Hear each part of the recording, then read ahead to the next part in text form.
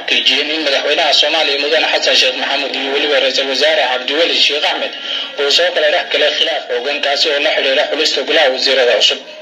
ilaa warkaan ka soo xignay ayaa sheegay in khilaafkan uu la xiriiro kadib markii madaxweyne Xasan Sheekh uu ra'iisul wasaaraha ku wareejiyay liis ay ku qoran yihiin 5 wasiir oo ay uga tirsanaa xukuumadda ra'iisul wasaare Saacid si loogu soo daro wasiirada cusub. ra'iisul wasaaraha ayaa ka biyadiiday arrinkaas wuxuuna sheegay inuu soo dhigto doono gole wasiiro oo dhammaantood ah kuwa cusub. wasiirada madaxweynuhu codsaday in lagu daro xukuumadda cusub ayaa waxaa ka mid ah wasiirka arrimaha gudaha iyo amniga qaranka, arrimaha dibadda, wasiirka dowladda madaxtooyada iyo waliba gaashaandhigga.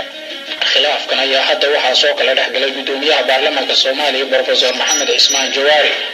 macadda halka uu saldhigan doono khilaafkan cusub ee soo kala dhex galay madaxweynaha iyo ra'iisul wasaaraha cusub wuxuuna imanayaa kadib markii ra'iisul wasaare hore Saacid iyo madaxweyne Xasan Sheekh ay isku maandhaafeen qaabka wasiirada cusub ee uu doonayay inuu soo magacaabo ra'iisul wasaare Saacid.